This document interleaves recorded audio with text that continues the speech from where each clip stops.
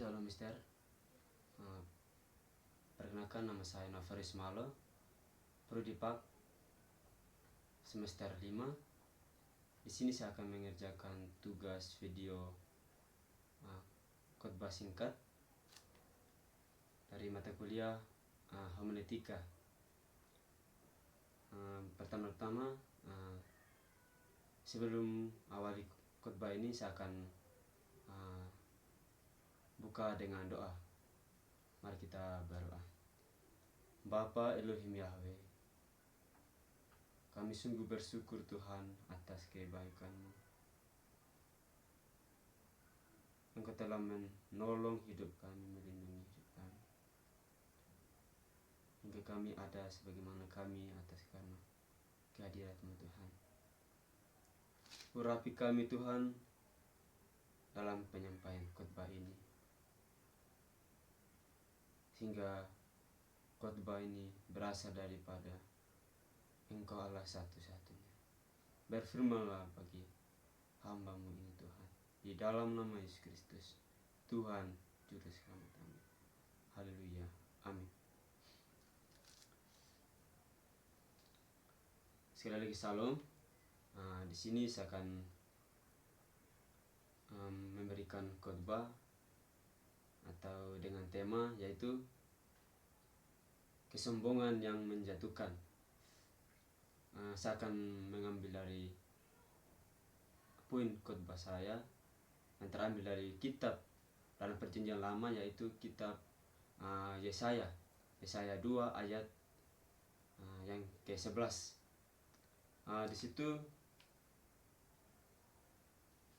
mengatakan manusia sombong akan direndahkan dan orang yang angkuh akan ditundukkan, dan hanya Tuhan sajalah yang maha tinggi pada hari itu. Nah, saudara-saudara, kita tahu bersama bahwa ada poin-poin tertentu yang kita harus pahami atau kunci dari ayat tersebut yang kita harus dalami. Yang pertama itu kita harus ketahui dari yang pertama sampai poin dari kunci yaitu kesombongan. Yang pertama sombong, yang kedua akan direndahkan. Artinya yang kedua itu direndahkan, yang ketiga Tuhan karena Dia maha tinggi di dalam konteks ayat tersebut. Nah, kita harus ketahui dulu kitab atau kitab yang ditulis oleh Yesaya ini. Yang pertama ini Nabi Yesaya ini menulis kitabnya sendiri. Dia terus berkarya pada abad yang ke-8 sebelum kerajaan Yehuda. Namanya berarti Tuhan adalah keselamatan.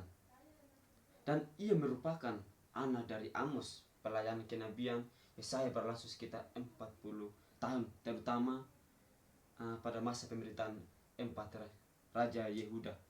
Ada Usia, Yotam, Ahaz, dan Hizkia. Ia berasal dari keluarga terpandang dan berpendidikan, saudara-saudara kita tahu bersama, di Yerusalem, serta dikenal memiliki kemampuan sebagai penyair dan nabi yang memberikan nasihat kepada para raja mengenal politik dan rohani. Nah, kenapa Yesaya menulis kitab ini? Nah, namun kita ketahui bersama, Yesaya menuliskan kitab ini menyampaikan firman Allah yang pertama, yang berisi peringatan akan penghakiman terhadap dosa dan kesombongan umat, sekaligus memberikan pengharapan akan keselamatan.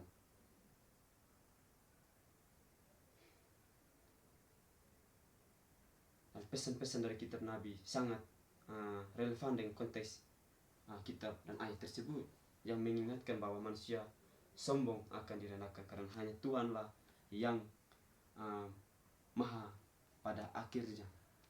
Nah, saudara-saudara, mengapa munculnya ayat ini, lalu muncul pertanyaan demikian pun. Namun pertanyaan kedua, apa masalah pada saat itu, dan juga analisis konteks yang kita harus ketahui bersama-sama. Nah, saudara-saudara, ayat 11 ini muncul kontes pengeringatan bahwa penghakiman terhadap kesombongan manusia. Masalah pokok pada saat itu adalah sikap sombong dan angku manusia yang percaya bahwa mereka bisa menentukan hidup dan kebenaran bergantung kepada Allah. Namun kesombongan ini menyebabkan manusia mengangkat diri di atas Tuhan dan orang lain. Nah, sehingga Allah akan merendahkan mereka pada hari penghakiman. Nah, itu yang munculnya pertanyaan tersebut yang sebelum saya sampaikan, saudara-saudara. Nah, konteks ini merefleksikan bahwa ketika Nabi Yesaya menyampaikan pesan ini di masa ketika bangsa Yuda dan Israel tengah menikmati kemakmuran tetapi juga mengalami kemerosotan moral dan spiritual. Mereka cenderung meniru cara hidup bangsa-bangsa lain dan yang kafir. Nah, melakukan ketidakadilan, penindasan dan penolakan kebenaran Allah.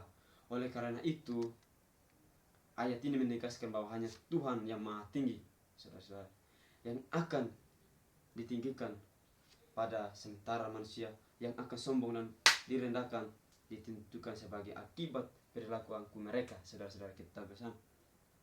Nah, pada situasi dan spiritual pada masa keadilan akan kebenaran yang ditegakkan sebagai penghakiman atas kesombongan dan pemberontakan manusia. Pada konteks masa perjanjian lama, saudara-saudara.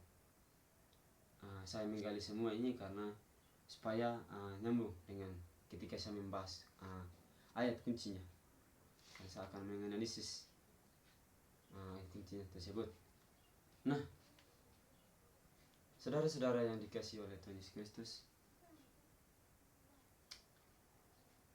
dunia ini banyak manusia yang mengalami kesombongan, saudara-saudara. Saya dan saudara itu pun mengalami. Mungkin kita tidak sadari bahwa kesombongan mungkin di luar, tapi Tuhan melihat bahwa akan ada Roh Kudus mengingat kita bahwa kita sombong di mata Tuhan. Kita tidak bisa buat apa-apa, saudara, tanpa Tuhan, saudara-saudara. Maka dari itu kesombongan itu artinya, saudara-saudara, awal dari kehancuran rohani dan moral. Sombong itu artinya sikap yang menempatkan diri atas orang lain dan bahkan atas Tuhan. Sombong bukan sekedar rasa puas, saudara-saudara kita, melainkan keangkuhan menolak akan kedaulatan Tuhan, sehingga dari kesombongan akan memiliki keangkuhan, maka dia akan direndahkan, saudara-saudara, kedaulatan Tuhan. Nah, sehingga kesombongan ini menyebabkan mereka kehilangan sensitivitas terhadap suara Allah menyampaikan peringatan kenabian. Mereka percaya bahwa diri dan kekuatan sendiri mampu menyelesaikan masalah, sehingga memperbesar jarak Tuhan akan Maha Tinggi. Kita tidak bisa pungkiri hal tersebut, saudara-saudara. Sebab kesombongan kita ini melekat dalam diri kita. Tuhan melihat cara hidup kita sehari-hari, saudara-saudara. Kita melakukan segala sesuatu, kita kerja, kita lebih daripada orang lain. Saudara memiliki angkuhan hidup, saudara-saudara. Nah, Tuhan tidak menyukai hal tersebut.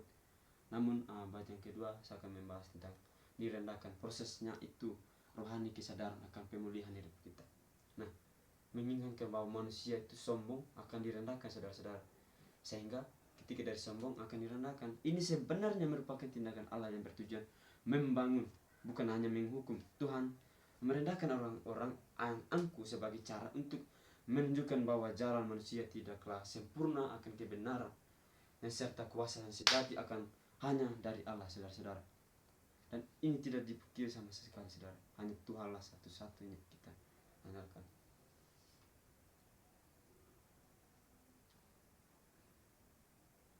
Keagungan Tuhan sebagai sumber pengharapan dan kedaulatan.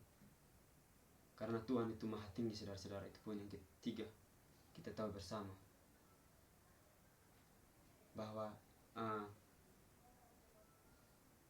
yang Maha Tinggi pada hari itu Artinya walaupun manusia sombong dan berusaha mengangkat diri, Allah tetap atas segalanya.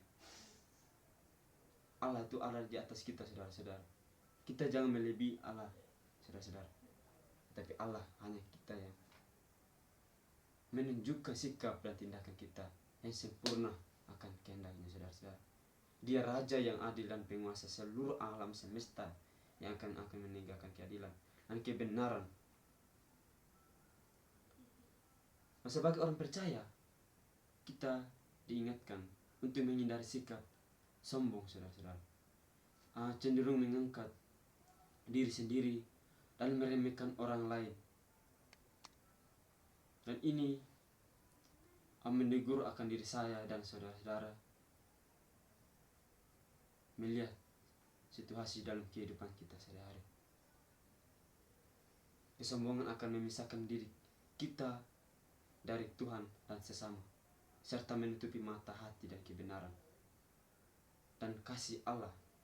Ketika kita sombong, Tuhan akan keterbatasan kita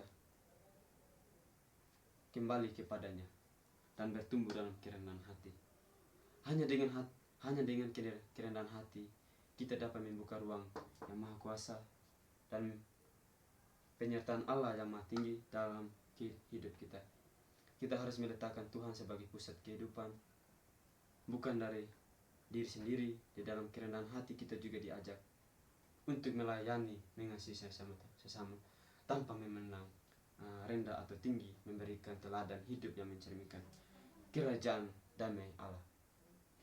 Nah,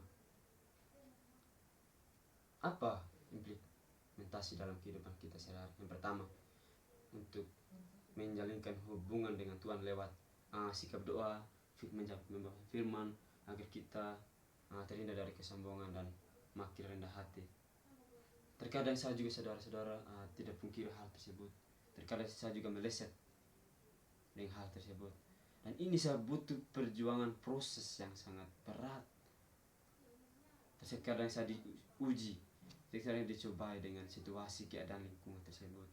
Cara bicara dengan kita seseorang, cara respon kita dengan orang, itu menunjukkan diri kita dengan Tuhan, saudara-saudara. Mungkin manusia terbatas melihat kita, tetapi Tuhan melihat kita sempurna akan adanya.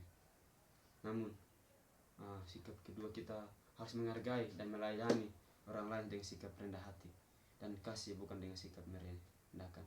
Nah, yang ketiga, kita harus menjaga diri kita, sikap mandiri secara berlebihan dengan selalu mengingatkan bahwa Tuhan adalah penguasa yang maha tinggi dan berkuasa atas segalanya.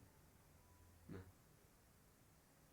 dengan demikian kita dapat hidup dalam kebenaran firman yang menyelamatkan, membentuk karakter kita, rendah hati, memuliakan Tuhan yang layak di atas segalanya. Hidup demikian bahwa damai sejati dan berkat kekekalan.